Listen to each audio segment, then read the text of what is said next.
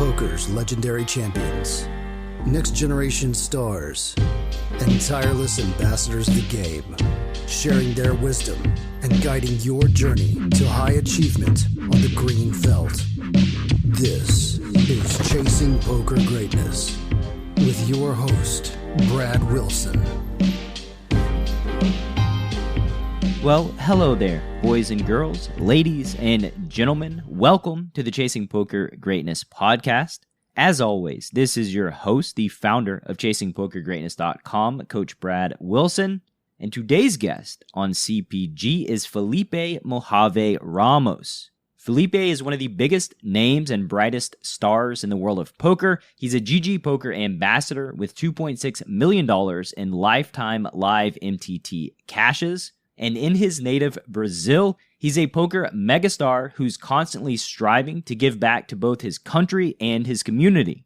You're probably getting sick of hearing me say this basically every week, but the reality is the poker world is chock full of amazing souls, and Felipe is no exception.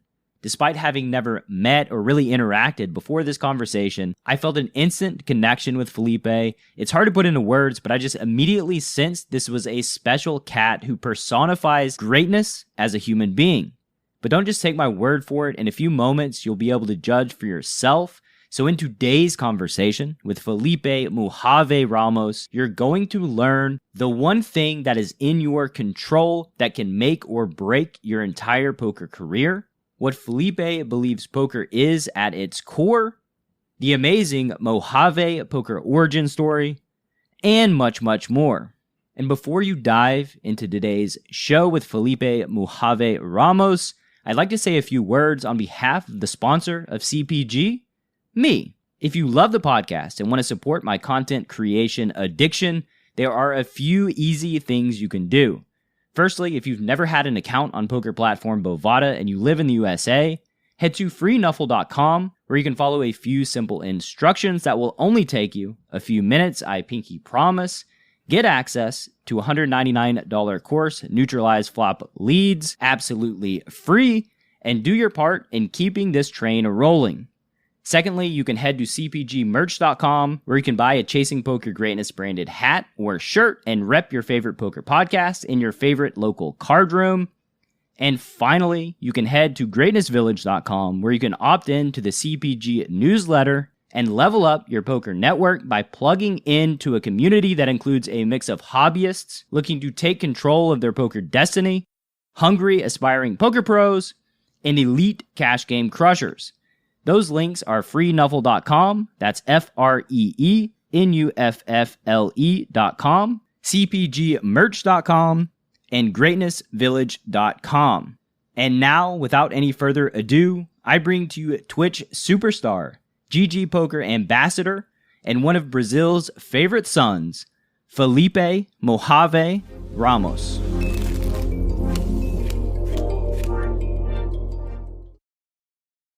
Felipe, welcome to the Chasing Poker Greatness podcast, sir. It's great to have you. My pleasure. Thank you so much for having me, Brad. It's awesome to be here. It's got some poker. It's got some life. Let's do this. That's what we do. Poker and life. It's kind of I know. Everything encapsulated into one. All the things that I'm interested in. Especially when you have a guest, which his life is poker. So it's probably. The only difference is that poker has one letter more than poker, than life. Well, luckily for me, like all my guests are poker, right? And that's something that I've learned over time in doing this podcast is like the reason why I love it so much is because like these are my people, you know? And with poker, a lot of times it's hard to find your people that are like constructed in the way that you are, that think about things in the way that you do, that have overcome all these things. Like from the outside looking in, you don't see the struggle. You don't see the journey and how lonely it can be. But then you meet people that are like you, and it just, man, it's your tribe. It fills you with energy and joy and happiness. Awesome. I'm very glad to be here. Very glad. So let's start out by hearing about your story. Like, what led you to poker? Yeah. My story into poker is kind of like a very odd and weird because I never wanted to play poker. That's the absolute truth. What'd you want to do? I actually wanted to be a clown. I wanted to work with circus when I was a little kid. I want Really? to, yes. Tell me about that. Tell me about the wanting to be a clown. My mom tells this story to everybody since forever. That I used to love magic. I used to love like performing, going to a stage and even like singing, playing, talking to people, telling jokes, this kind of things. And so we come from a very poor area in a poor neighborhood from Brazil, which is the São Paulo metropolitan area, which is called ABC. And we didn't have much. So yeah, to have a clown costume, it wasn't that difficult. You just need to have a rag shirt, some sort of a cap, or just paint yourself on, and that was fun, man. I loved to do that whenever I was a child. What And was it about? What was it about clown being a clown that appealed to you so much? Was it entertaining people, making them happy? What was it? I think that was the first part that touched me. That you could have so much, you could have like just a little bit of effort and make someone happy. That was something that I think that drove me, that made me interested in that. But I was just a little kid. I didn't have any big comprehension about the the subject or the profession. But I did grow up going to some classes, going some classes, and even the acrobat part. So I just wanted to be part of that. I thought it was funny. But like I mean, every kid from Brazil, I think the first thing that comes in mind is to become a soccer player. We soccer is number one sport. We love soccer. I also wanted to pursue that. There was a time that I played for teams. I played well, but that was not my passion. It was not my passion. Then I discovered music whenever I was 9 years old. My dad is a guy that's a big role model. Always took care of his family and others. I mean, he's married to my mom until nowadays. We are only two kids. I have a younger sister. Sorry, I do have a daughter, but um, and he's been always that guy that, okay, how much is he making? He's making like 2K a month. He's spending the whole 1,500 with his family, and the other 500 he's not putting into the bank. He's helping like all the family, everybody that's needing something, and always in debt, always trying to like do something. And we used to live in my grandma's. It's like the bottom part of my grandma's house, which I do not recall the name in English. That's supposed to be Basement. the basement. Thank you very much. Mhm. So I know English very yeah. well. Thank you very much. So we started. I need you. I need you. And yeah, we used to live in my grandma's basement.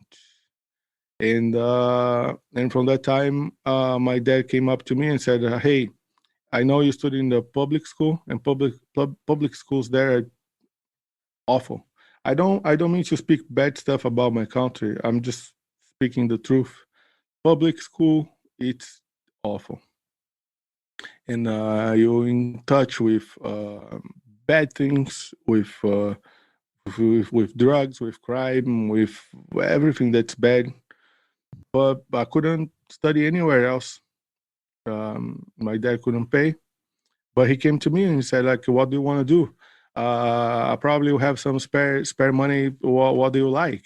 And I said, I like music. So my dad gave me a guitar, put me into guitar classes. So then I started my passion for music. My dad used to work with music as well. My dad was he used to work he used to work he started out as an athlete, and he was a professional swimmer. My dad had records that could take him even into the Olympic Games, and but had no money, had no sponsorship, and he he gave up to take care of his family. And then he started to work in a bank. Do that sacrifice? I mean, does that drive you? Like, is that a driving force that he gave up his passion, the thing that he's world class at, to take care of y'all? Man, I'll tell you that taught me so much because I'm a father nowadays, and I look at that situation. Maybe I would be a little more selfish because I don't think I'm good enough like my dad. My dad is, but like looking at that situation, I was like, that's what compassion, what's love, what's taking care of a family is. Because you cannot hit the wall, you know. You're just gonna hit the wall if you keep going that way. At that time, to have some sponsorship and to travel the world, playing the competitions. He did enough. He was South American champion, Brazilian champion, many swimming modalities. Recognized winner in the sport, young, but could not break through. Needed money to travel. Needed money to train with the best. And then he decided that he needed to take care of his family because he got married and had me. So it wasn't a easy decision if he was like single. You know, if he was single, it would be easier to pursue.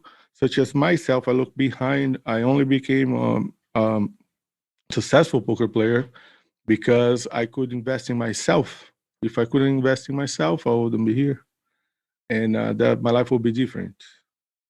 And Absolutely. It takes that selfishness to be world class at anything, like regardless of family, regardless, like if you're married, if you have kids, whatever it is, like that yeah, the pursuit of greatness is inherently a selfish endeavor because it yeah, just has to be. it's a cold and a long path for for sure. And then doing this background, I want to get there when I started playing poker. No, man, I It's love far away from. the backstory. The driving force. You know, your dad, the sacrifices that he made. He didn't realize it at the time, but the Yeah, sacrifices that he made, pay off in inspiration through you, right? absolutely, absolutely. Could never be anywhere without support of my family. Not only my dad, but my mom. My mom played a enormous part as well, and because she quit working to take care of me whenever I was born. We didn't have we couldn't, of course, pay to have somebody to help and take care of me, and while she could go to work, so it had to be her, either her or my dad. So she quit her job, and then my dad quit his job, started working another job, and my dad started to do some sort of organizing local clubs parties. So there was like this sports club, social club nearby home. He used to go there and rent the place and run a party. So by running a party, he used to do 100% of things. He was even the DJ. He was even the security guard, He was and everything. he was everything. Selling tickets to playing and taking care of security, and that's when music kicked a lot in with the vinyls, with more info that he used to bring home. So there's a funny little picture when I very, very young, he put like one of those very heavy headphones from the past in my face. I was a baby. I was like, after that, listening to the old school music that he always loved, electronic funk music, and hip hop from the era, right, from the 80s. Yeah, actually from older than that. I was listening over the 80s. I was born on 83. Same. Nice, good year. It's a great year. Great year. and and then I started to play some music that developed kind of quick. And whenever I was like 12 to 13 years old, I actually, with 9 years old, I started playing. I started learning guitar over the church. So I wasn't paying anybody. I was having free classes at the church. And then suddenly I became a performer and a singer at the church. So I used to sing every mass, every twice a week, and participate in the youth group, in the young group, with all the activities, including sports. That was a really good thing for me. Really nice background, influence from my grandma, and that taught me a lot of values. Then somebody said, "Oh, you play really well. Don't you want to try to play some other instruments?" I started to learn some other instruments, and when I was 13, I started to play in these little parties, in these little bands, in parties, make some little side money. Started to then suddenly had a band on my own. I was underage, but I was playing at bars and making some little money. I used to work in the public school, but there was like a government, some sort of government program where top three students were going to work at the General Motors factory, and I got in. I got in, and then I started working at the General Motors factory, 14 years old. Oh, wow. And I did an internship there, and I started to make some little money already with music and with this work. Start helping a little bit at home. Obviously, you did well in school, right? Top 3. How many kids were in your school? Um, I don't know, hundreds. Hundreds. So many. So Many. top 3 is quite good. You're doing quite well in school. I do not like to take that as a compliment to me. I think I would like to take that as like I was like interested in stuff, while other people maybe they were not that interested because of the way school is, the way school is. I look at that and I saw an opportunity for myself. I say like, hey, look at this opportunity. If I study and I get top 3 and I go to work in a student company at General Motors, that can change my life. They can start something nice. So I took that opportunity, and then I think that other people didn't see that opportunity. They could have done as well. So I think that my power of will there was something that, okay, I'm going to study, and to be honest, school wasn't that hard. I mean, the subjects we had, we didn't have to face that many challenges with basic school. When I was 13, it was my first year. Was actually first year of high school. Um, Going to first year of high school, I was a bit early, and I thought that was a big opportunity for me, and then I took it. I I I I started that was nice because I started to like even having my meals over the company over General Motors was important for me to to Yeah. one less expense. What is Uh, what was the general trajectory for, people that went to your school, like as it relates to professional life, getting into the real world? I think the tradition right there was to try and to specialize during high school into something before you go into college. So I took that path as well. I was studying mechanics. So I chose to study mechanics, and that's why there was this opportunity to work at GM in a student company. So other people would choose a more, let's say, a more difficult path, because like a mechanics there was a lot of work.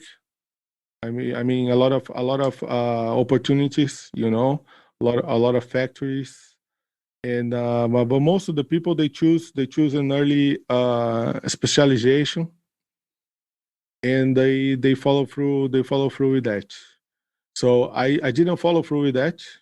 That was my experience with working in a factory that was done there. I was done there.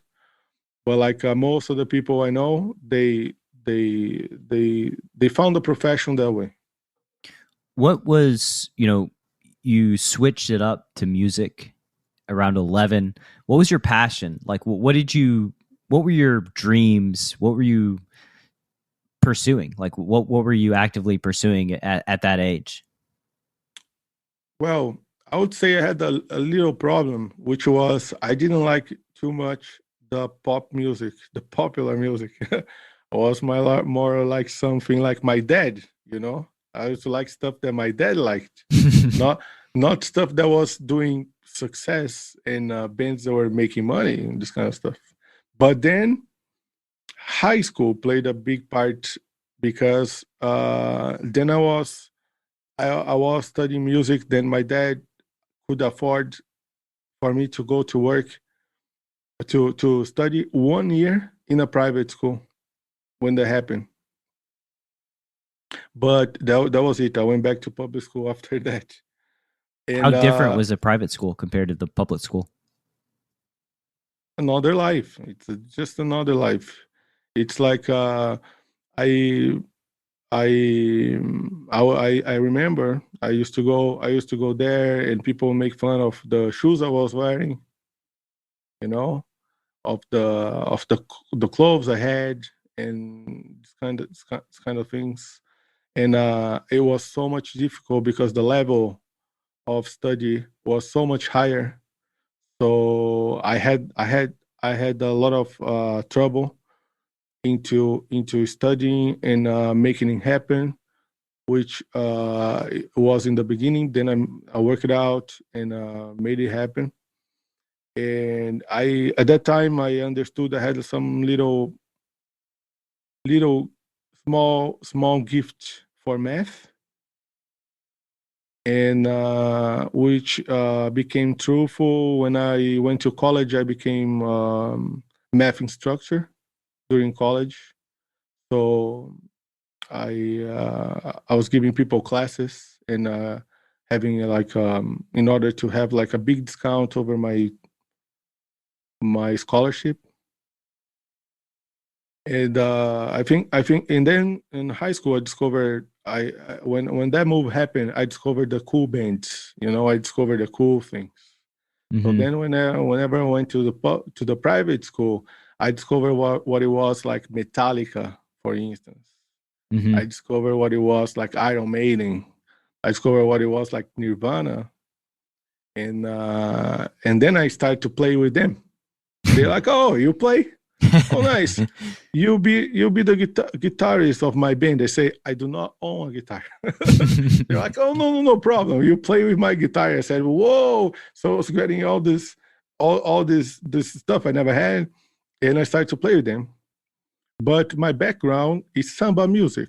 I come from the poor neighborhoods, from the slums in Brazil. So samba music is what we listen to, and it's something it resonates really well with me. It's my favorite kind of music.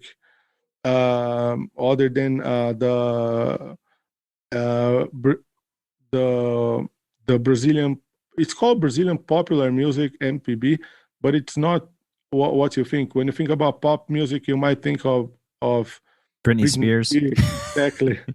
It's something totally different. It's more soulful. It's something more like piano and voice, acoustic guitar, and this kind of things. Very classy, and that's my favorite music. And then I start to dive into that, and then we formed the band and started to play and make some side money. I I graduated in college, and my dad used to work in a bank. Knew people from other institutions, and then told me, "Oh, it's a friend of ours. He is working in a company, and if you want an internship, you should try to get one, and he will see you." Then I applied for the internship, which was because of the law in Brazil. We have much of this third companies that they do service for the big ones. Mm-hmm. You're not being hired by the big company. You're being hired by the third party company to do some job for them. And by law, you can only do this for 3 months. So Okay. if they like you, they have to hire you. You cannot stay under that contract. So I started working in over a U.S. company in Brazil. There's a good part I didn't tell you, which was whenever I was doing well with my guitar classes, I was able to switch it out to English classes. And by influence of my dad, he said, like, you need to study English. This will be important to you. So go to English school. I cannot do anything else, but go to English school. And that was game changer because with 17, I entered to work for this third party company that was an arm of Bank of America. It was actually Bank Boston, the company. Then after a couple months, couple years, Bank of America bought the operation. And after 3 months, I was hired to work. They liked Uh, you. they like me. I I started working at Bank Boston with 18. Then I had 18 years old, and I didn't go to the internship. They put me in a layer above. I didn't do any of the internship. I instantly became an assistant of the manager. So even though I was on my first year in college, and there was something odd to happen. They Mm-hmm. would they, they would hire somebody like that after you graduate. But I showed some effort. They liked me. Started working there, and then after 3 years, when I was 20 to 21, I was hired as the youngest manager in the history of the company. Oh wow.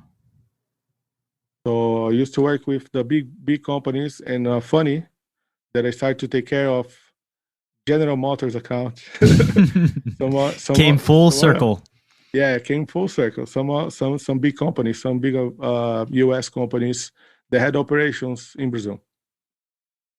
After 6 years, I quit to play poker, but I had a quite of a journey. I had I won prizes like as like a best manager, like hitting those goals as a manager was very important for me financially because you had some sort of goals inside the company that if you'd hit them, you'd earn like 8 to 12 more salaries in a single month. And I started to earn that because of the job I was doing. And then suddenly my life was changing. And I was able to like afford for a car. afford for to pay all my bills, to help at home. I saw poker for the first time on TV. I saw poker for the first time on TV. I think like most of my colleagues of this age by by um by checking out poker on TV, and started to play a little bit online. Never made deposits or anything or playing for real money. Then one guy, which used to be my boss in the bank, one day he invited me after I graduated in college. He said to me, "Hey, you want to come to Friday night? You want to come to my house and play some poker with the boys?" I was a little bit scared because never played poker live. I used to play poker on my computer only. What was it about poker? You said you didn't want to be a poker player, right? Like you didn't, but why did you enjoy the game? Like playing for play money once you saw it on TV? What was it about the game that pulled you in? I mean, I was playing a game like I was playing any other game. Like you used to play other card games in college, just like that, for fun. Just for fun. Just for fun because, and if I was interesting to learn, it was interesting to learn also the game, but I had no idea where that could lead me. Absolutely no idea. And no ideas of like taking it seriously ever. Just like something to pass the time. Absolutely nothing. The only people I used to know at that time was the people I used to see from time to time on television, which was Chris Moneymaker, Bill Hellmuth, Johnny Chang, Dan Harrington, this old school players. And so I went that day to play, and I remember they wanted to play 2 games, 2 sitting goals. And it was really, really fun. We went to the supermarket, bought some stuff, like grabbed some beers and had some fun, sat down, played. I touched cards like for first time, and chips, poker chips, I mean. And I fell in love with the game right there. I won one of the seeding goals, and this boss of mine, he won the other one. And we had this little competition between ourselves, and that made me interested. That day I left. I went online and I bought all the books I could. I bought everything. I have this into nowadays. That's when I found like David Slansky book. That's when I found Dan Harrington's book, and these were my first literatures I had in poker. Why did you fall in love, Felipe? Like, what was it about that one night just hanging, playing cards? Like, what was it about that night that like you just fell in love and then bought all the books? I was like, this is something that really relies and depends on me. I was like, look at this. I can play this game and I can win, and I don't rely on other people. Because I used to like play, of course, team sports, and in the bank, the bureaucracy of stuff, it's like insanely hard, for doing something. You needed to send an email to somebody to reply with an okay to somebody, then the Pope has to say okay for that, and you can never do anything on your own. And I was like, and I thought the game was really, really, really fun because we had a blast. We left the day. So like, when is the next one? Next Friday. Wow, I bring the beer.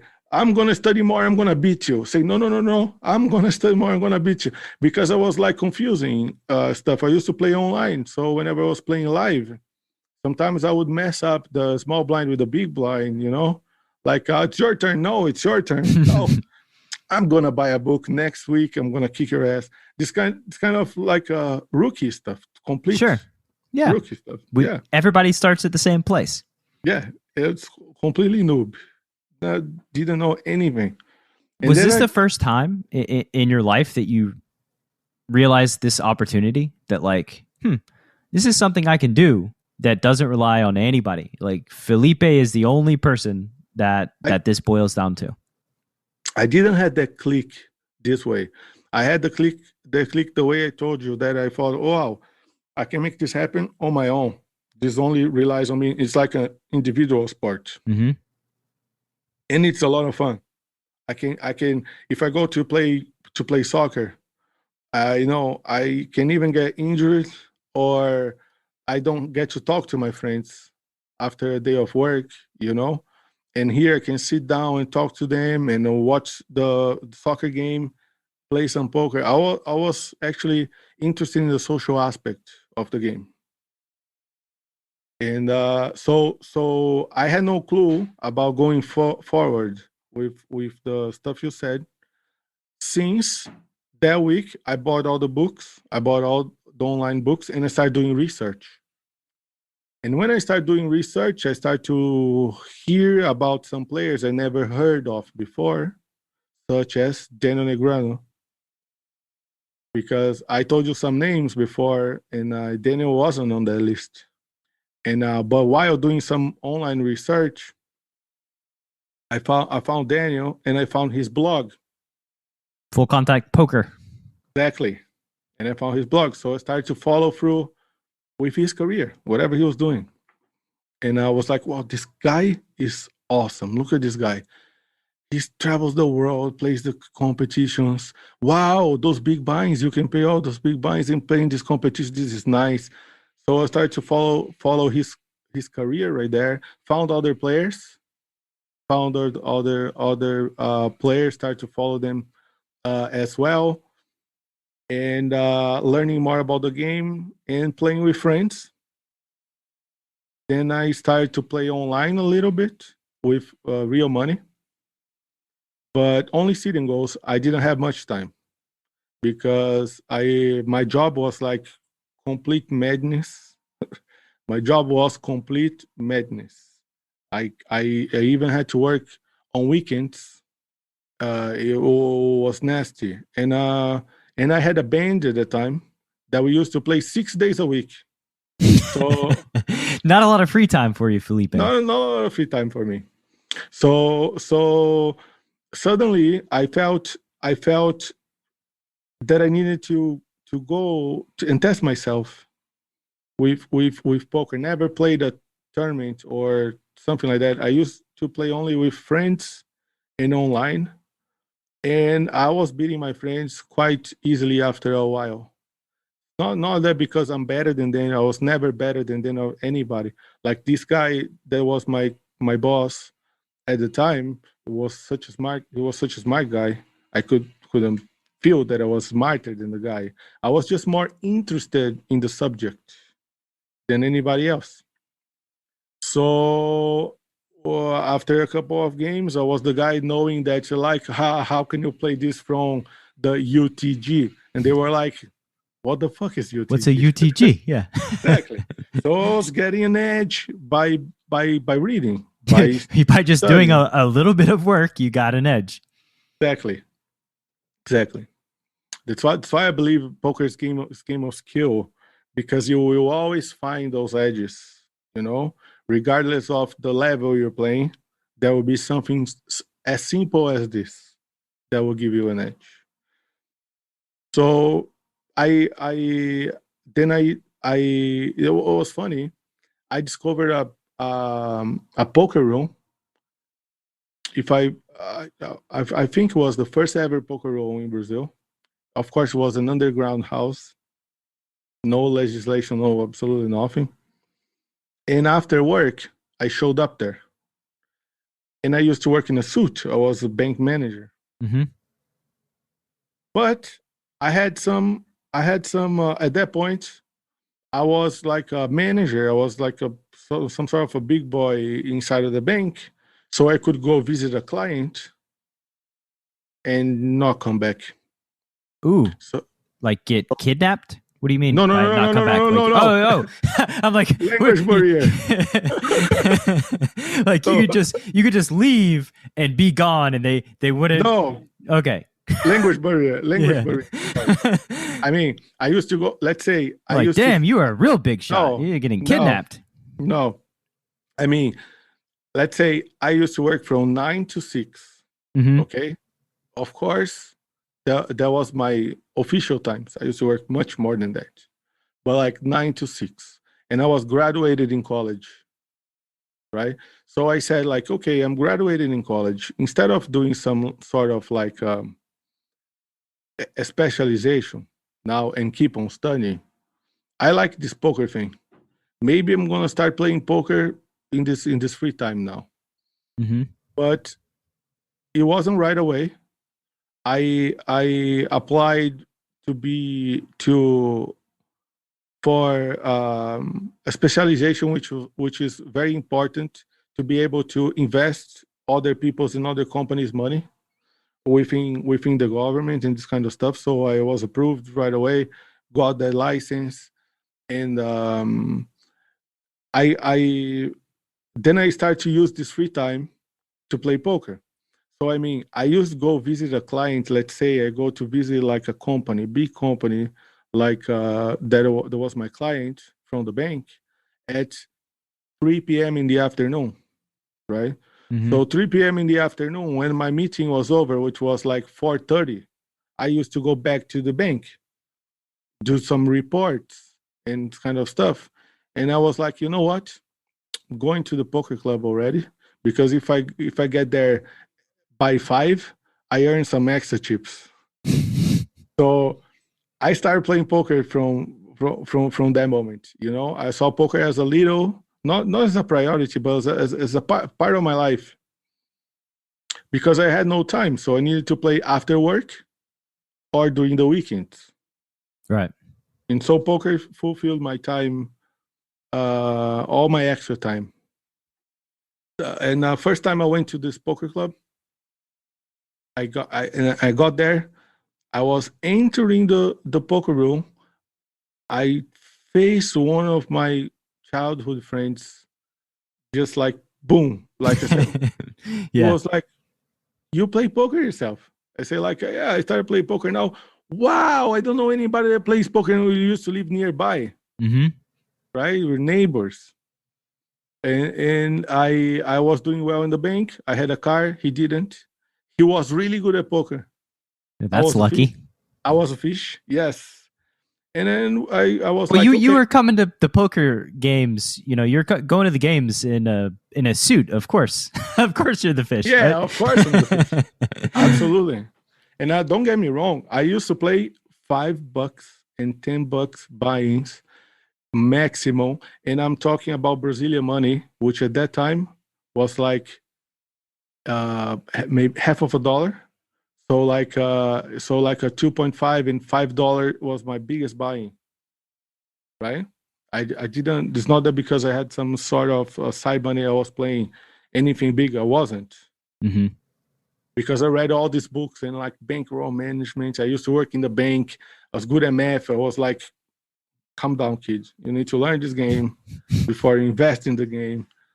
And then I met this guy, and then this guy came to me and said, like, hey, how about you bring me to the poker club, you give me a ride back, I teach you poker in the way. It's a good deal. Good deal. Pretty good. That's how I got started. And this guy helped me a lot with a lot of stuff I didn't know. Where's he now? You still close? Is he still in poker? Man, I found we let's say we lost a little bit of each other during these years, but I met him. I talked to him by these days, and it was really good conversation. It was really like a respectful and very emotional conversation these days. He even showed up over my Twitch streams as well. It was very nice to get that sort of like talk and recognition from stuff like stuff that he always told me, like, you're gonna do well in this game. this game is for you. And I never listened to anybody when people told me that. And that's the part where I told you that I never wanted to be a poker player, because even a little further, I started to play the Friday events. I actually started to play the Sunday events. The Sunday events were like this: $20, which was $10. Okay, so $10, and you have free pizza and drinks. Okay, so, Yeah. and you play a tournament.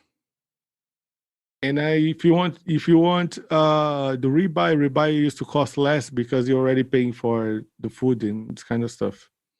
And I started doing well, win some tournaments during Sundays.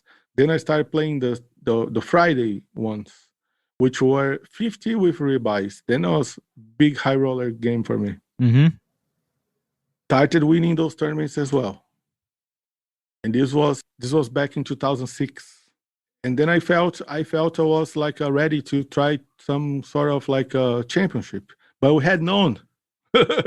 We used to find each other from social media to see like who wants to play, and maximum have one table. Right. And suddenly we had two tables, and that's how the Brazilian series of poker, the BSOP championship, got started. Oh, wow. With two tables. And so I discovered the event, made some new friends, and that was the first season, 2006, first season of the BSOP. Started playing some more in a professional way, but it was I was working at the bank, and I was still had the band, so it was a little bit complicated for me. After that, I decided to quit the band. That was a big move. I said, I'm gonna quit the band. I'm gonna leave. I was doing some work in the studio and helping other bands with their production. And so I was doing more studio time. So when I had some free time, I could still do this freelancer job and some with the studio time. Started playing more poker, and then start to get a little bit excited. Final tabling this BSOPs, etc. While working the bank. Then 2017, the season was a little bigger. We could gather like 100 people in the main event, which was pretty big. Then 5x growth over a year. That's pretty good. Yes, and the buy-in was 1,000 Brazilian, which was $500, which was big one already. Then I won BSOP São Paulo in 2007, and people started to ask me for stuff like, oh, can you give an interview? Can you talk about your poker journey? Or what's the next tournament you're gonna play? And I was like, man, this is Sunday. I'm gonna need to go home, wash my face, and get to work. Yeah, I gotta go back to work, guys. Yeah, exactly. I had no idea of what I was doing. I was hooked up. I loved poker, and I wanted to play, but I didn't want to leave my job. Didn't want to leave my job ever. I was in a very nice career path inside the bank. And then I kept on playing. That's when I discovered more online, playing more online and doing well. And suddenly I was like doing some math, and I was like, hey, but this month I earned like 6, 8 salaries by playing poker. Like on my part time, I made such more money than I was earning at the bank. So I started to look at poker more in a business way, and that I never done that way. So, and people were like organizing a trip to the World Series in 2007 to go to the World Series. I had no passport. I never have left my own county, or I was like, I cannot go, guys. I cannot get a leave from work. It's impossible. They would never give me a leave. I cannot go. I used to sell my vacation time to earn some extra money at the bank, and I already done that year, and people were like, "Oh, but we play much worse than you, and we're going. So you need to go as well. You're gonna do fine. We think you're gonna do fine." And imagine yourself. I was like, I don't know if I play well, if I play bad, if I play good. I just know that I play, and I like to play. And people were like, I had some good friends that were like encouraging me to do that. And but I always said no. They went to the WSOP, sent me all those pictures and stuff, and I was like at the desk, behind the desk, working. And I said, it's not my time. Maybe, I don't know, maybe next year I can play this better. Any bit of jealousy or missing out looking at the pictures from your friends? No, actually not. I wasn't, because I didn't. There was nothing in me that was telling me like, you need to be a poker pro. You want to be a poker pro. There was absolutely nothing.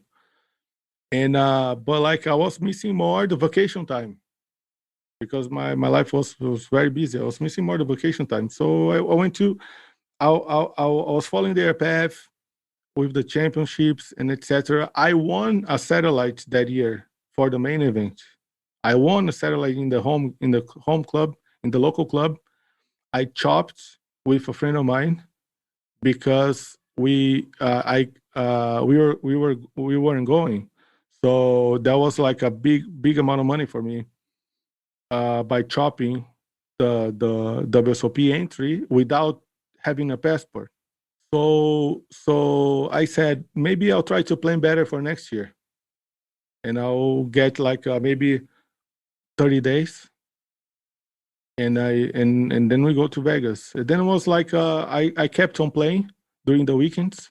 The tournaments were like this Friday, Saturday, and Sunday, because we are all amateurs.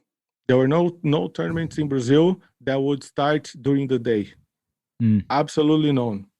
So every tournament organizer would put a tournament to start Friday night, Saturdays, and Sundays. Otherwise, will be nobody in the field.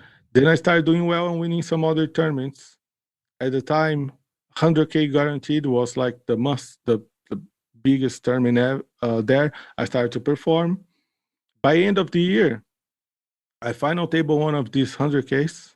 And before going to the final table, one guy came up to me and said, we've been watching you and we want to offer you a sponsorship deal. And I was like, how is it to be a sponsored player? And they sat down with me, explained what they wanted, starting their brand in Brazil.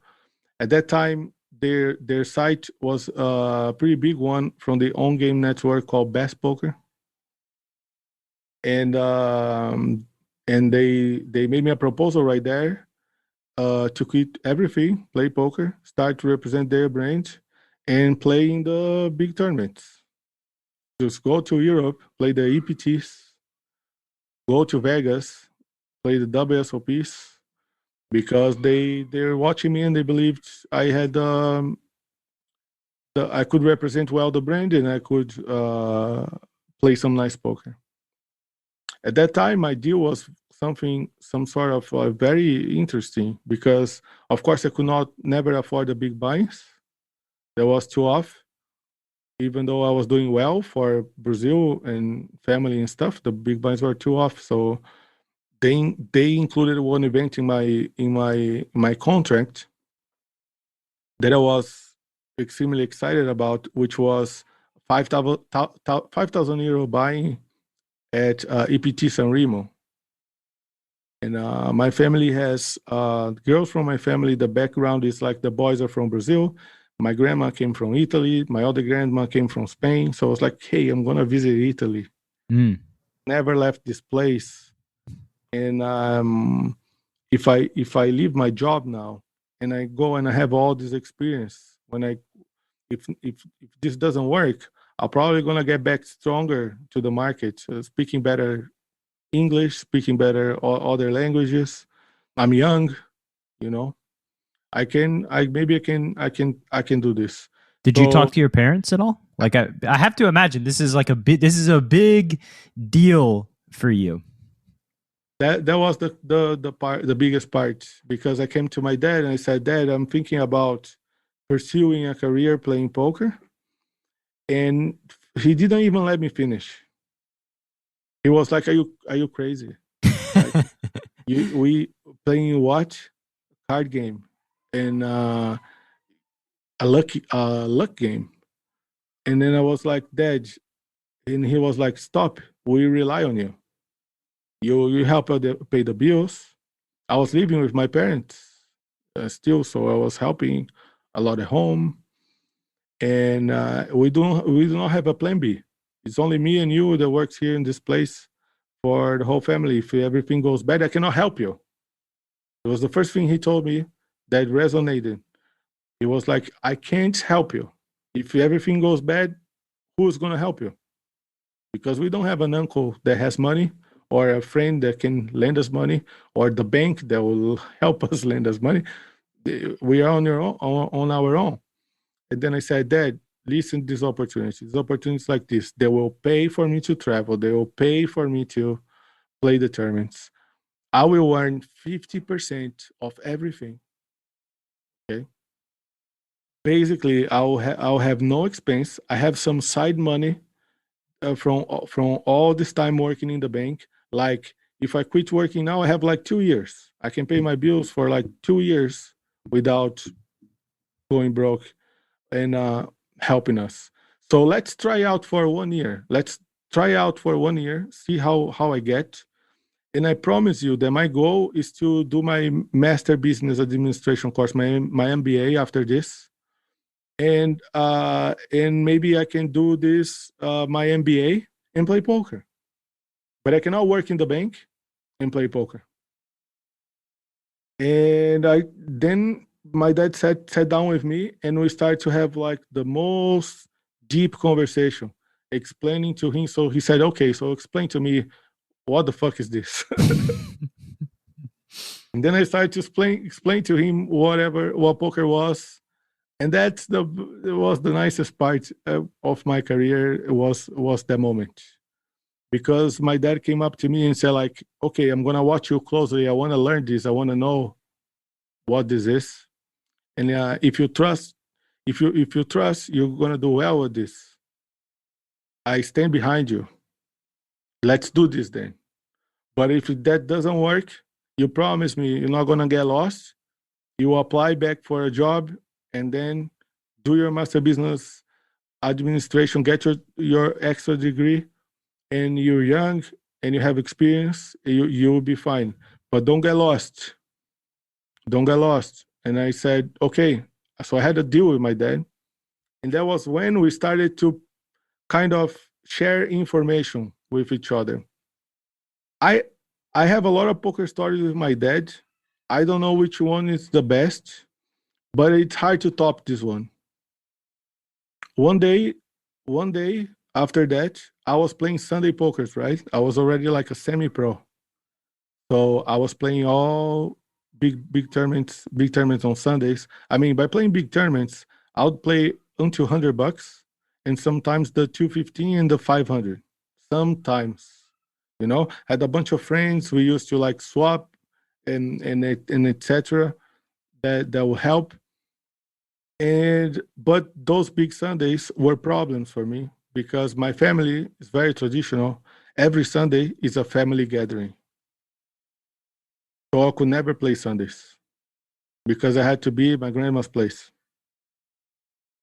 and with all the family. So it was a big disrespect if I don't show up, if I don't help with the table, if I don't help with the dishes after.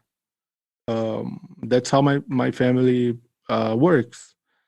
And I had to negotiate with my dad to not show up during Sundays because I want to play online poker. So I say, and there's one more thing, Dad. Oh yeah, just a one small thing. Yeah, I'm not gonna show up on Sundays because I need to play. And he said, this is unacceptable. You can go, you can leave the bank, you can do whatever you want, but if you don't show up for your family, you're a dead man. What kind of person are you? And he always taught me values in a very harsh way by teaching me a lesson, always teaching me a lesson. And then I said, Dad, let's figure out something, because the biggest tournaments, they happen on Sundays. And I need to play these big boys. I need to play. This is all the poker pros are doing. I know I'm still working in the bank, but so I have Sundays to play online. And I'm studying the game. I feel good. And I think we can earn some extra money here.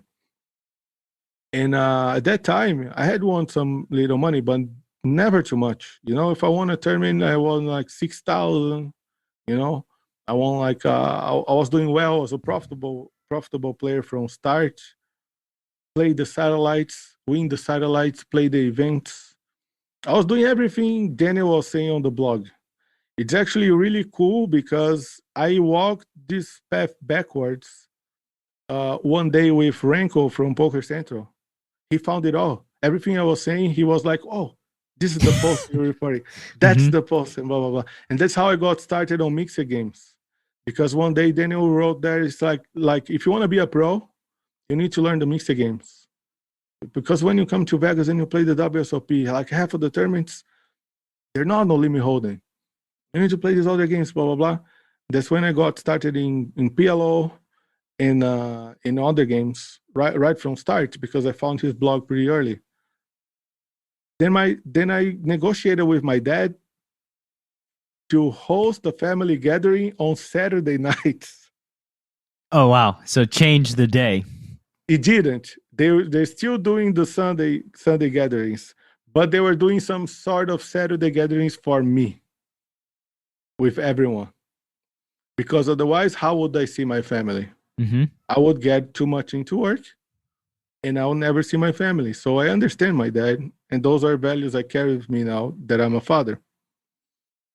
So I remember one of the first Sundays. My dad probably mad about something that happened. He entered home, and I was in my room. Door was locked. Door was closed, not locked.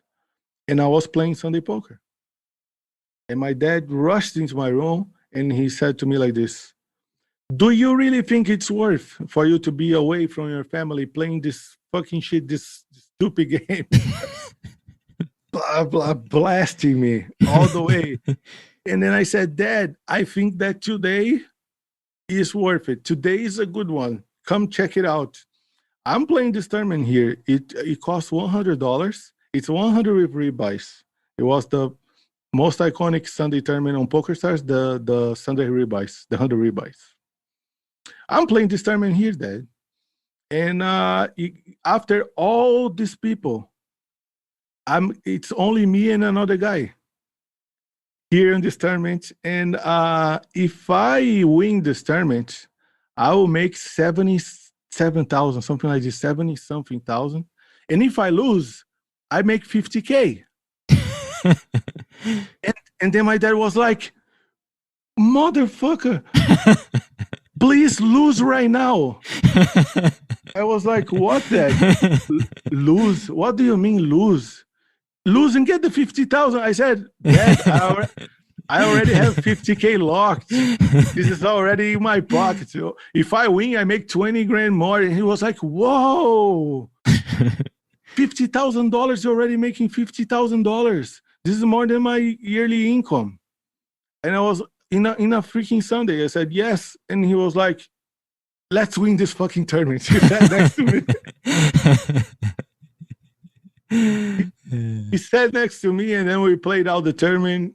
We got all in King, Jack, Ace 10.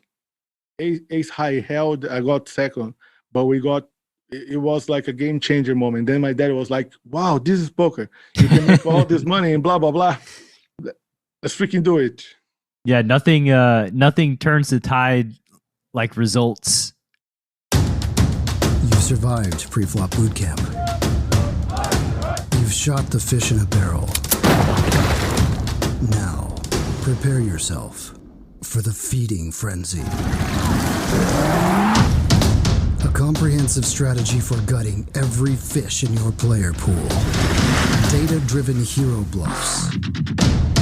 calldowns and perfect value bets that are maximally designed to hurt some feelings. Feeding Frenzy. Available now at chasingpokergreatness.com/feeding frenzy.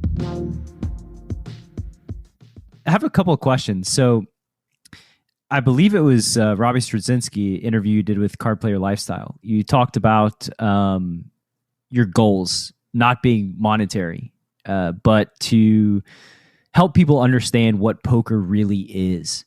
And, you know, I can see the connection in that goal and that statement with your dad, you know, that conversation that you had with your dad. So I wanted to ask you, what is poker to you? It's a way of life that gives me freedom, where I understand that through poker I'm connecting with other people and making everyone better.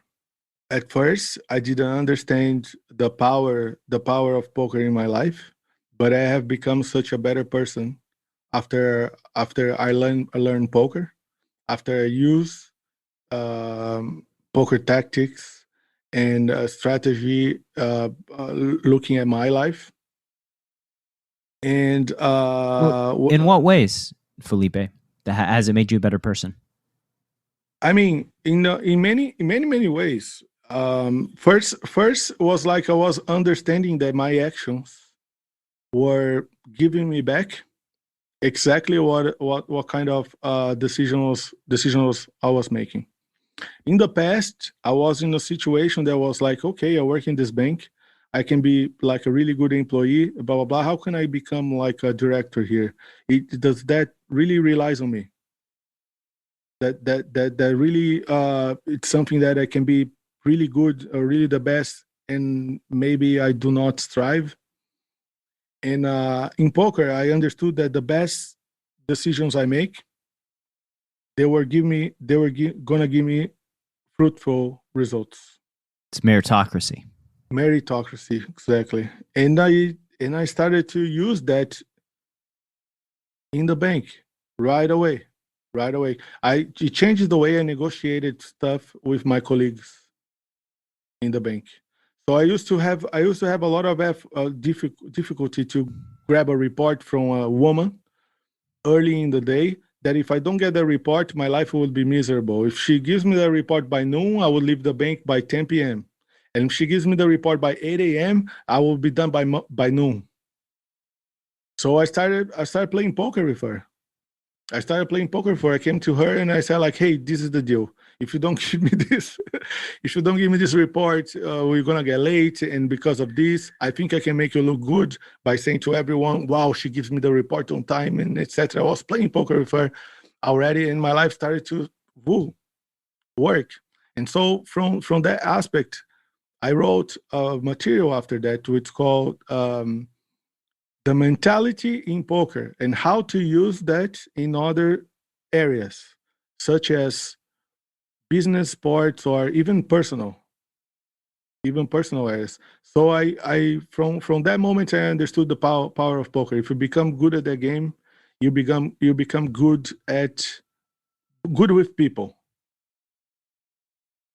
And right in the beginning, when I started playing poker, that contract I took, I went to EPT San Remo. I cashed in the main event. I was the first ever Brazilian ever to cash in the main event. So nobody was playing poker.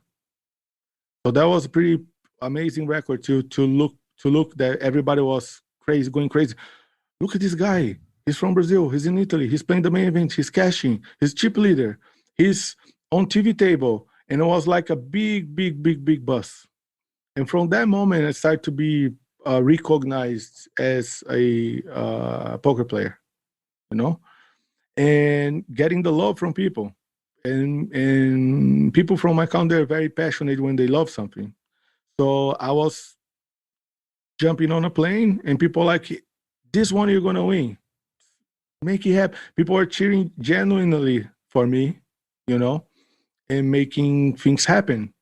From there, giving me a lot of confidence. And Did you feel any extra pressure? Being the pride of Brazil, representing your country. Absolutely not. Absolutely not. No pressure. I was living the dream. I was like doing. I was doing living the life I wanted to live. Always wanted to travel. I was stuck behind a desk. I always wanted to do something I liked and could earn some money as well doing that. Sometimes we love something that doesn't earn us anything, and I was on the path doing something I love and competing too. Competing. Yeah, competing is the most important for me. Most important aspect in the game for me. Money will be always secondary for me, and I've proven this so many ways throughout my career. So many ways. So, the real answer comes to the situation where they're genuinely cheering for me. They earn nothing from this, right? Absolutely nothing from this. And I understood that I only had that opportunity because I studied English, and my dad gave me that opportunity so I could become good at poker by studying. And there was nothing in Portuguese for people to learn. Absolutely nothing. If they want to get better in poker, they need to know they need to know English language. And so I started a connection with my people right there. And I was like, okay, so stuff I make, I'm going to help other people.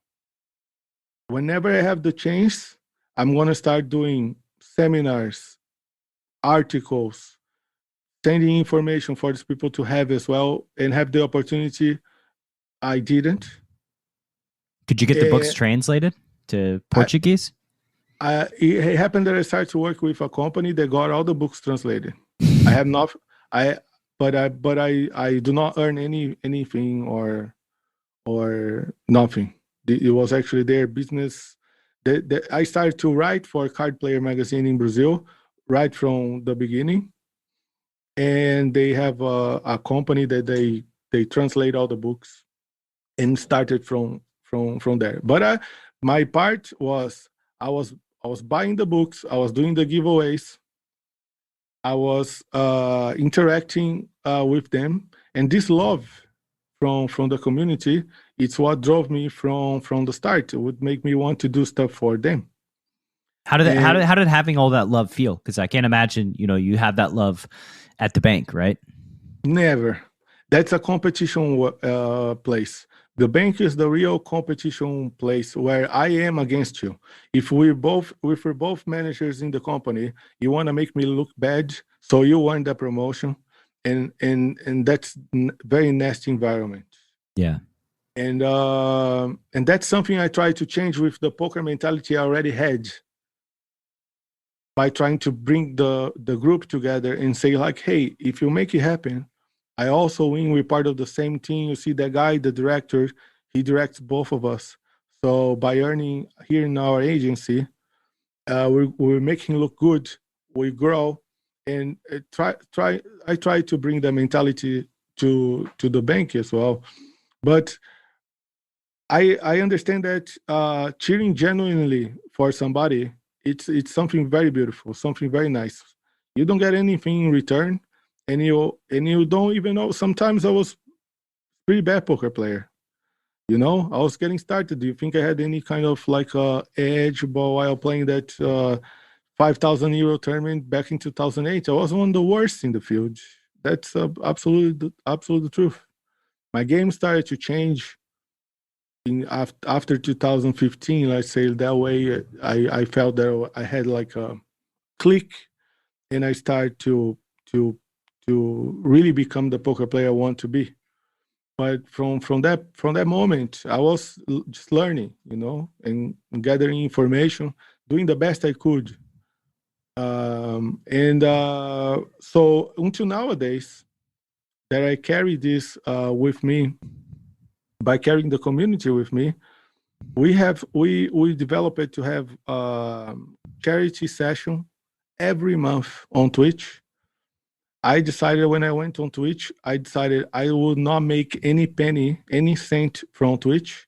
This all goes to community. So if I go really big and I become one of the most successful streamers and I make a lot of money, nothing will come to my pocket. I'm going to donate it all 100% to the community and to the community causes. So, And Felipe, I have a question. Sure.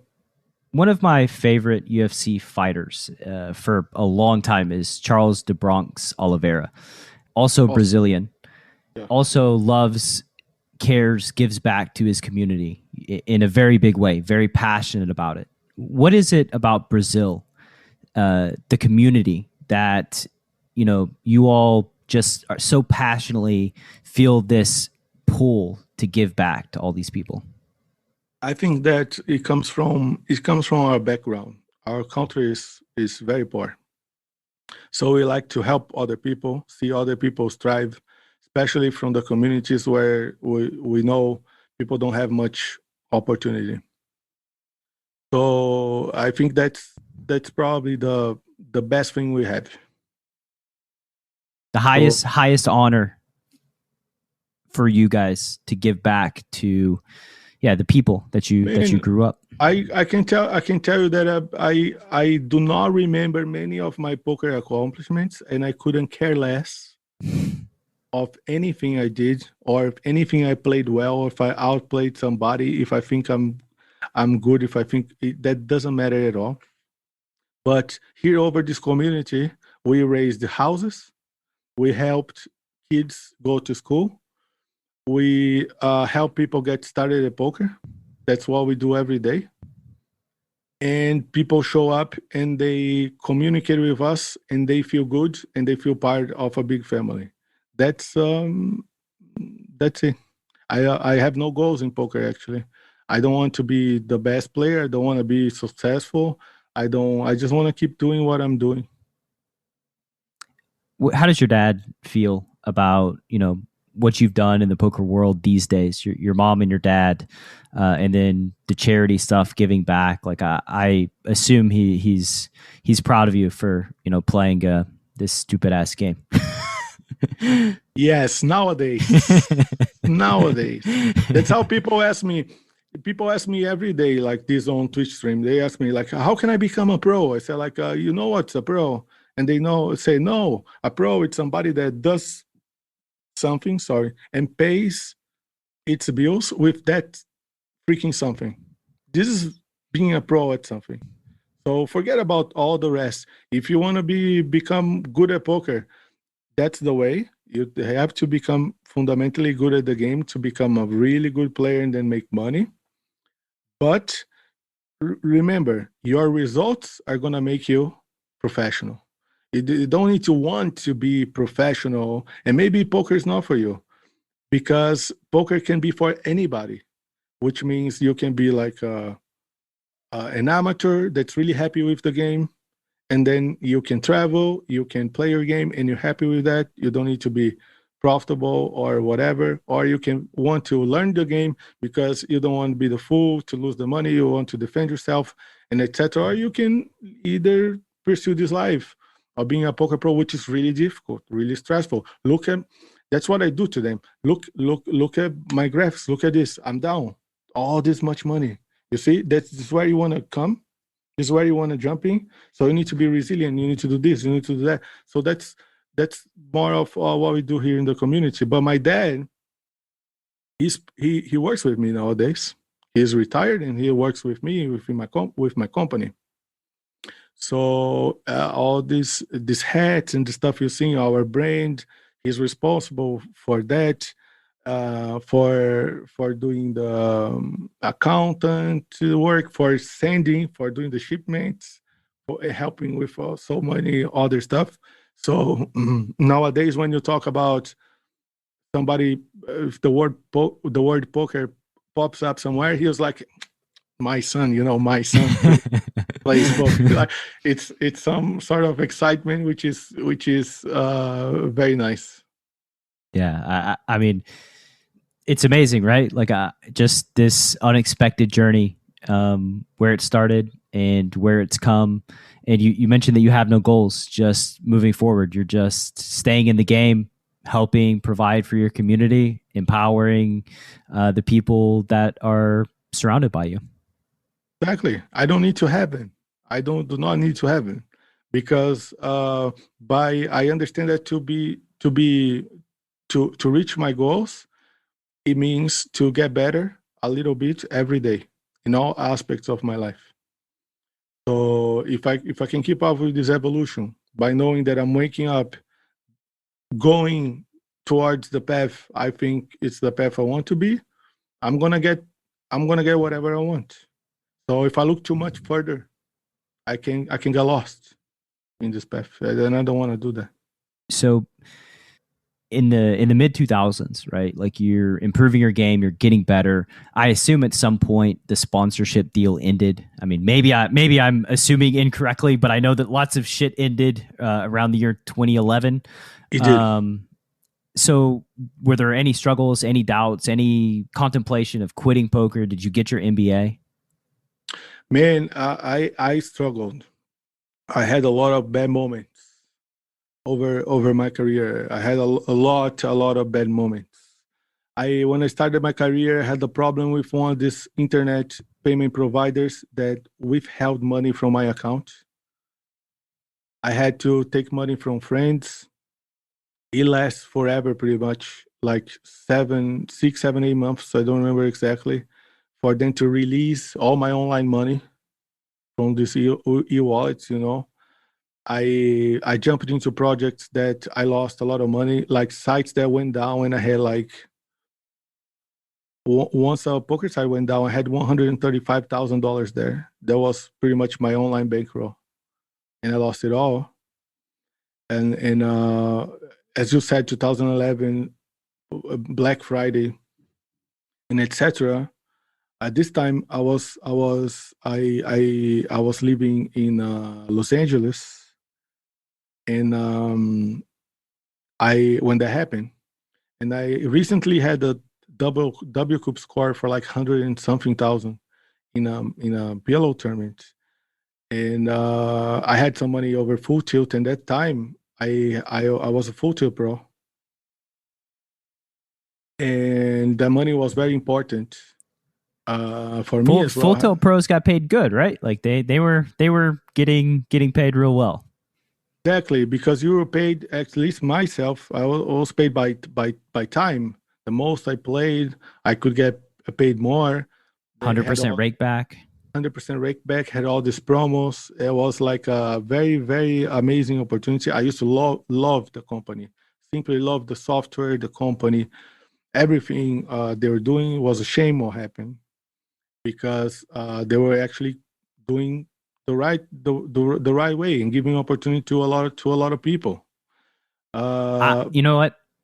I couldn't agree with you more, and I think it's a shame too. I think it's especially a shame where the industry's gone since Full Tilt, especially the relationship between the operators and the pros, and just things have changed in such a big way that people forget that, like, just how big Full Tilt was. Like, and it wasn't Exactly. like they started big. Like they built from the ground up to compete with Party Poker and Poker Stars, and they were massively huge, Yeah. and very beloved by everyone.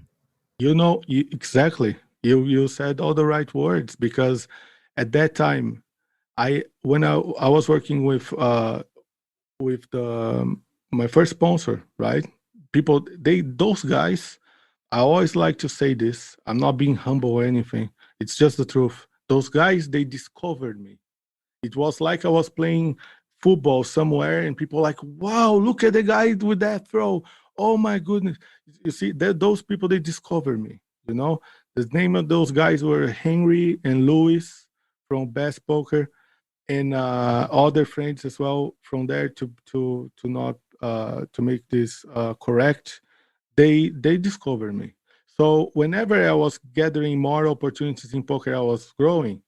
I started to grow, start to win tournaments, I start to run deep. I always been a cash game player as well. So I was making a lot of money on the side playing cash games in everywhere I was going, playing tournaments. So, and being invited to very good games. I wasn't very, very good at poker, but I was playing better than them. At that time, it wasn't Yeah, that hard you to just play got to be better than better other than the people. people you're playing against, right? Yes, and that's the shift we have nowadays with the AI and the softwares and etc. So at that time, it, it was painful for me to take another opportunity because I was very grateful. At that time I had an opportunity from Party Poker and they want to hire me. And I said, like, I work with these guys. And now we have a better contract. I said, I don't want to know because they helped me. I was very naive. Loyal. Yeah, maybe loyal could be the word. I would say stupid and naive. Eventually they were able to hire me. And then when you say about the full tilt power, full tilt took me off, buddy. They took me off. They were very powerful. They were like, "You're gonna work with us," and I say, "Oh, I better work with these people." Now I have a contract. I'm not leaving. You need to wait for my contract to be over. So I have all these clauses. I need to wait and blah blah blah, and it was too powerful. They couldn't keep up. I even remember I came back to Neil from Party, one of the guys I love the most in the industry. I don't have too much contact with him anymore, but he always been very loyal, very good person for the poker industry in general. I came to him and said, Neil, they're offering me this. You give me a contract like that, and what do I do? And he was like, stay. I said, but like you see, and it's fun. It's funny to watch this because they were very powerful.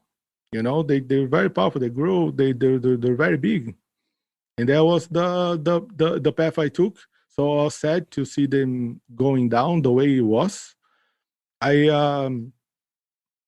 always been poker ambassador in the way I'm not really big fan of the word ambassador, to be honest, but I always cared about poker way more than anything else. So many times during my career, I took the worst decision for me and the best decision for what I was standing. For many times I can recall, and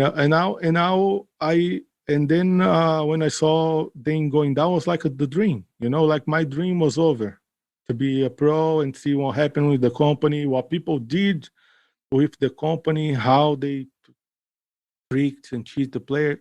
The players was like, wow, I was devastated. I even moved out because I couldn't play online from the US anymore. I said I'm done here. I'm gonna go back to Brazil.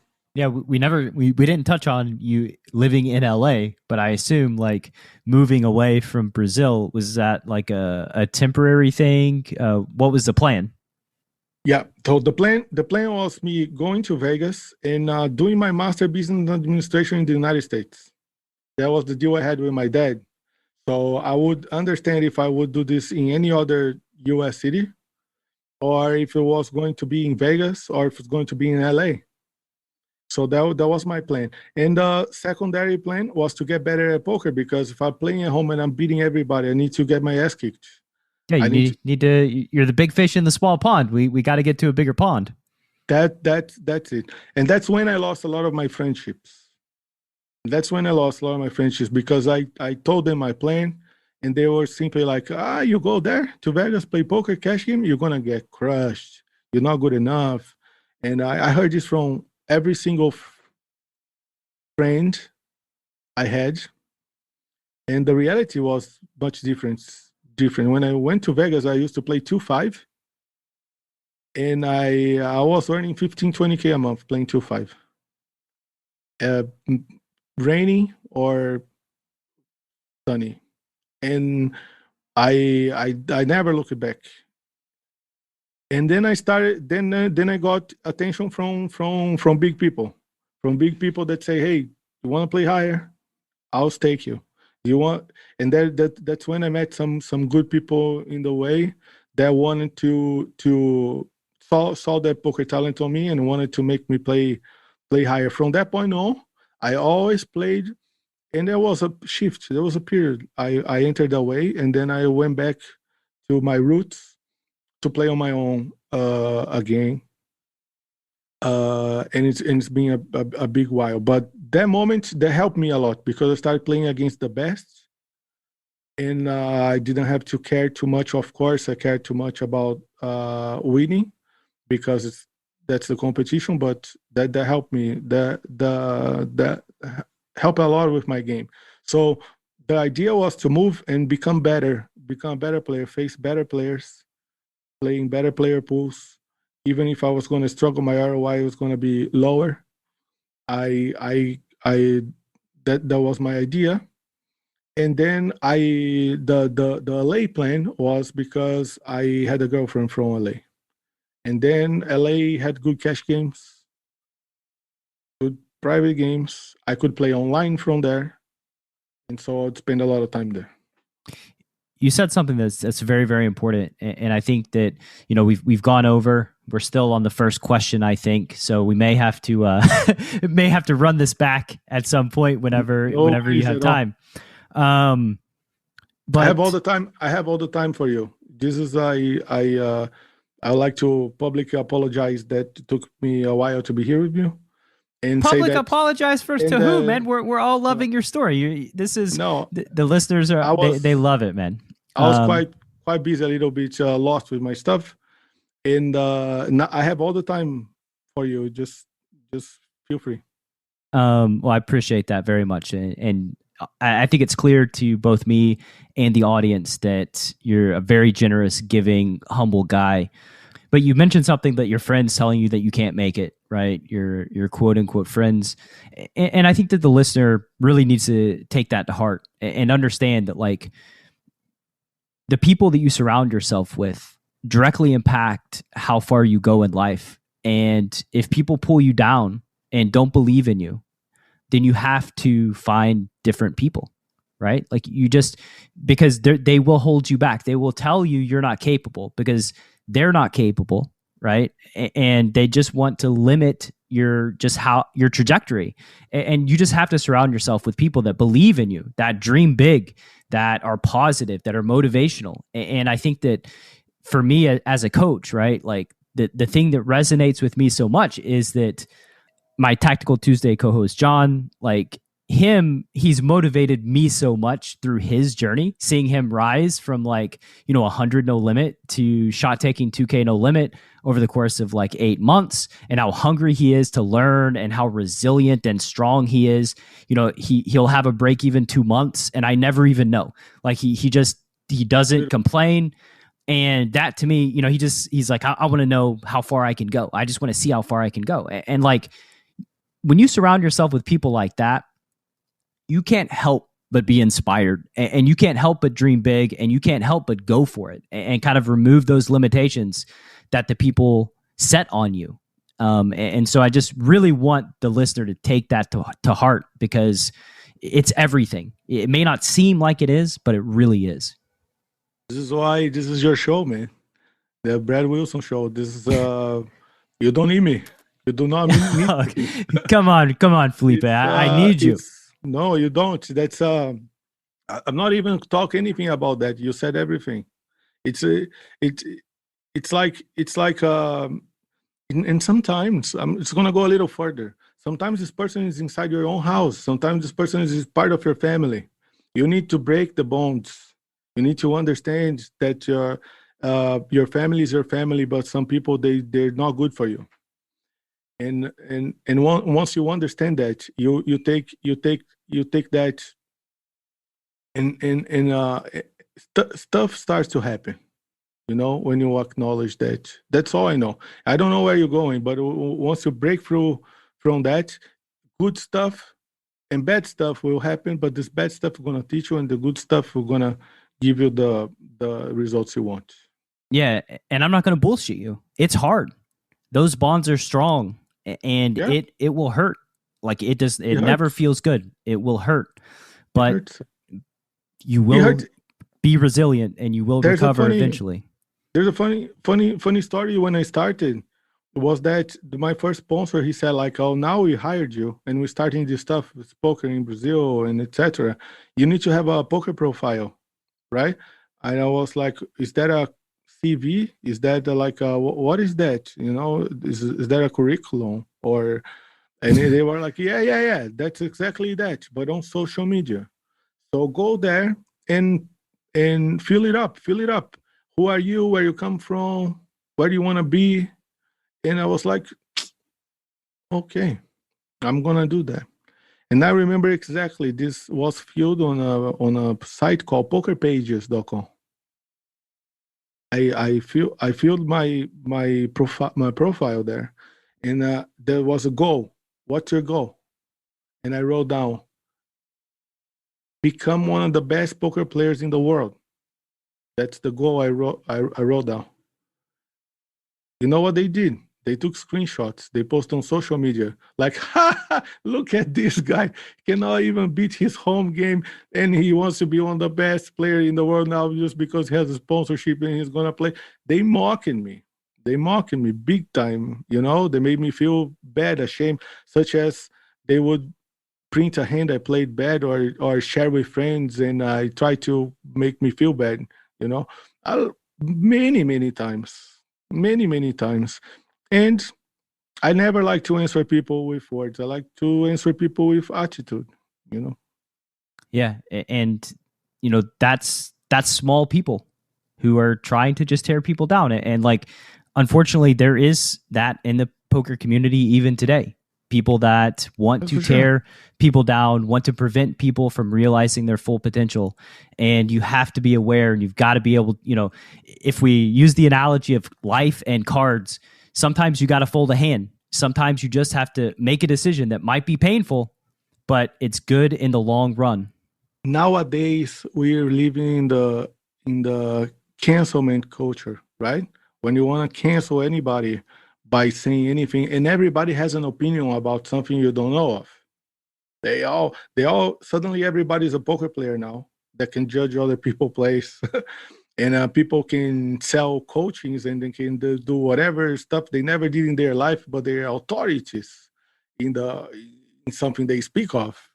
And that blows my mind. That really blows my mind. There's like people like these days. I don't mean any bad. I don't even want to mention names or whatever. Just like the situation we're talking about. And people say what do you think about Felipe's game? Right? Somebody asks to anybody. And people say something really wrong about you. What can I do? Do you think I'm gonna confront anybody and say hey, you're wrong, I do this, I win this, I couldn't care less. Most of my sessions, nobody knew how much money I made if I was successful or not, other than playing TV, other than playing online, other than because that doesn't give me anything. It doesn't feed my ego, and it is not my goal. And when you see this same people, they are also the same people that commit big mistake by judging anybody. So don't take it personal. It's like anybody. There's just a bitter inside. Like I heard this guy saying that Phil Hamilton was a bad player. I was like, give me that talent and 15 WSOP bracelets, and let me be that bad player, because the guy clearly knows stuff other people don't. You cannot judge the guy by the wave we have nowadays with the GTO and the poker and stuff, whatever. You can look at the players a different perspective and understand that some players are wrong and some players are like anybody, but like people that are on the judgmental side of it, they're always wrong. Yeah, it's there was an interview with Venus Williams, and we can close out on this, but this is like the middle of June. But Venus Williams, they asked her because of the Osaka incident and her having to withdraw from the French Open.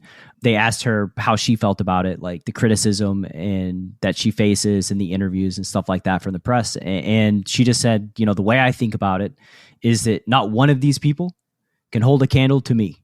Not one of them will ever be anywhere near as good of a tennis player as I am. And so I just leave it at that. Like the critics that judge from the outside, they'll never have my talent. They'll never have my skill. And I was like, boom, like that's it right there. Like the people that judge from the outside, they don't have the talent. They're not out there. They're not battling. They're not putting themselves at risk. They're not being vulnerable. I mean, the folks that compete at the highest levels of anything's, they're vulnerable. They fuck up. The world sees that, and that takes a strength and a resilience. And like these people, man, they ought to be honored for what they do, because it's huge. And to keep going, to have a success career after decades, it's like you cannot even start to talk about anything bad about somebody like a poker player that's been for a decade or more playing poker. Like, how can you say somebody, like, you can disagree whatever the player does, whatever, but you cannot say a player is bad if your player is playing consistently, winning for years and years and years and years. Like, just accept. You don't like the person. I get that. I don't like some people also. What's the problem? But you just need to respect. You just need to show some respect. I make fun of Phil Hellmuth, as much as the next person, right? Like I think he understands making character. Fun, right? Like he is that. But the reality is, dude's got immense success in this game, and like it's not a bad thing if people don't understand what he's doing right. Because if nobody understands what he's doing right, then that's his edge, right? Like let's be real here. If everybody understands all the things that you're doing, well, what edge do you have? Right? Like, we all have flaws. Of course. And plus, this problem is nowadays like mostly on online players, because they think they're really like, I'm an online player. I reinvented myself and went back to online poker now with the pandemics and everything. I actually wanted to do that before, and I started doing that before the pandemic. So I was lucky to jump in a project. And then the pandemic came right after, and I was involved with online poker once again. And I understand that most of the people, they study a lot. They understand more about how to play a hand, how to make profitable plays, most than the live pros. That's bottom line. That doesn't make you any better. I've had now like mid-100 people on this show. I've been in this industry. I've been a pro for 17 years. Not once anybody that tears people down, that talks shit about people, that belittles people, they're never the successful person. They're never the person that comes on the show. Never. Like they're never the ones that find the long-term success. And that's just the truth. It looks like you need to belittle somebody to get bigger, right? And exactly. You cannot do it on your own. And it's really sad, because a lot of people starting out there, and people like they want a reference, and even if I disagree with a lot of stuff that anybody does, like Phil, like other players, like it's I think it's never a competition between players, and I always think it's a competition against yourself, Absolutely.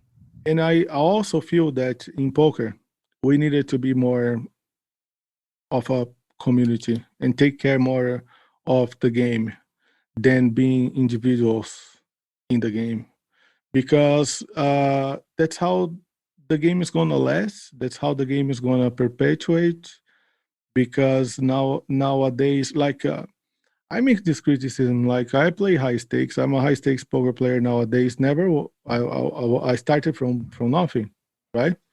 So I resonate to people that are starting from nothing as well. But I give back to the game. Not that I'm playing and doing well and winning whatever. That this is it for me. I see as a small criticism for my part. Most of the people, they only take it from the game, and they don't give anything back. And that's where I see the game dying. That's why I see the game shifting to a bad spot, So if I had to throw out a message out there, I would say more to the pros, to the big winners, to the big crushers, and whatever. Do something, for the game. Have some respect from the lake you're fishing from. It's not only because of the environment. and that's also a bad analogy because I'm vegan, but whatever. But like people will understand better that way. It's more of like doing something for the game you love, the game that earns you a life, makes you somebody. And for the love of everything, the platforms, like, give back to your pros. Let's put people in these positions. Let's empower people. Let's stop giving people like a free tournament ticket for sponsoring your site. Like, let's invest in the future of this game, because Yes. like, you know, that's a thing that like is just going away, and it drives me insane. Like, let's invest in our future here. Correct. Invest in communities, invest in personalities, make them shine, make them big. This is very good for the industry. And I know that, for instance, in Brazil, we have like 210 million people in the country. If you speak poker, even today, if you say poker, people say like, what? They're new to the game. They don't know what it is, Yeah. Like I still have to explain so many times, like, what do? You play poker? Yes, I play poker, but what you do for a living? I say I play poker. It's that still happens nowadays. They don't think it's my job. They think I do something else and I play poker. They say it to me too. I go get a haircut. What do? I'm a professional poker player. Yeah. You can make money doing that? Yeah. What about during the day? They say. What do you mean? Oh, during the day. Yeah. Like, What about are you doing? You play poker, but what are you doing during the day? Like I said, during the day, yes, I'm playing poker. And it's a beautiful game, man. It's a beautiful game, and I think that it teaches all humans such great life lessons. We can all learn, we can all benefit from the lessons that the game teaches us, and we just need to spread it far and wide. And like Full Tilt was back in the day, investing in the pros, investing in growth. And I see Full Tilt, the downfall of Full Tilt is almost a tragedy, and I know that like in more ways than one, beyond just what happened, but also how it hurt the future of poker when they went away. And I don't want to be biased on this. I like to speak the truth every time, regardless of like for poker first, and whatever. But like that's what got me hooked up with the GG Poker project, because when I saw GG Poker project, I was like, this is the poker dream back in the day. What GG is doing, it's like the leaderboards are back, the cashbacks are massive, and the promos helping people get started. They support me a lot on doing this on my stream and helping my community to grow. And I got really, really excited to get back to online poker, knowing I would have that support. And I don't think, honestly, I'll be doing this way without that support. And there's also the reason that's why I'm twitching my sessions, that I'm doing the interviews with the personalities outside poker. Yesterday, look what poker did to me. Yesterday, I interviewed on my channel one of the most iconic Brazilian musicians, a rapper, in my humble poker channel. I will never understand this. I'll never think of that when I got started. And the guy was like, I'm a big fan, I love poker, blah, blah, blah. I was like, wow, let's take this message to the mainstream, Let's make everybody understand how nice poker is, that you can play for fun. It's an entertainment to get started. I started in poker for that, And then you can have anything you want from poker. If you want to find a new job in poker, you find a new job not only as a poker player, but as a poker dealer, as an organizer, as a supplier, as a worker in the industry. And we can say like GG is not perfect, right? They're not a perfect company, but it's not. That's what I said. I do acknowledge that when I said I want to put poker, I'm a poker investor. I put poker on top. I put poker on top.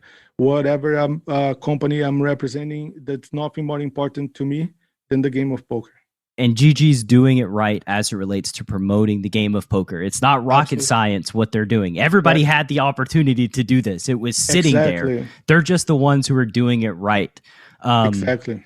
And I think there's a lot of lessons that folks can learn. Is industry folks who are trying to grow their platforms. Yeah, I do not I do not stay away from all this conversation. People ask me this daily on my Twitch. They ask me about Brazilian. They ask me about whatever is scandal or whatever they're talking. I say what I think, and 100% of the things I think, they gotta be good for the game, because that's where that's the lake I take from.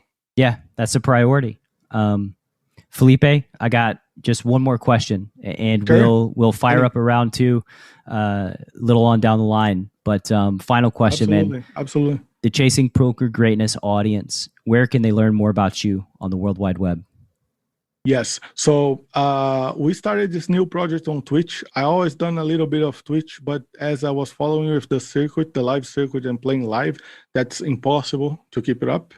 And now I have a schedule. So now I'm streaming many days of the week. Sometimes we stream all the week. Sometimes we stream 3-4 days during the week. So check me out on twitch.tv/Felipe Mojave, which is my nickname, Mojave as the desert. In Vegas, and Mojave is my nickname since I started playing poker. There's a funny story behind it, but my last name is Ramos. Awesome, man. And you guys can also follow me on any social media with Felipe Mojave, such as Instagram, Twitter, and Facebook, such as YouTube.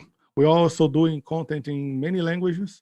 I know I speak Portuguese, Brazilian Portuguese, but over my stream, we do trilingual streams. We also speak Spanish. We also speak in English. So show up anytime if you have a question, if you want to connect. I'll be more than glad to talk to you with your audience. And appreciate that. Thank you very much. It's my pleasure, man. You're one of the good ones. Thank you for your time and your energy, and I'll talk to you real soon. Appreciate that. Thank you very much. Congrats on your job by taking this to a lot of people. Very nice conversations, and I'll see you next time. Thanks for listening to Chasing Poker Greatness. You can subscribe on Apple Podcasts or on your favorite podcast app. Go to chasingpokergreatness.com to get the newsletter. Join the Greatness Village community, book a coaching session, or dive into the latest data-driven poker courses. Follow the show on Twitter @CPG Podcast.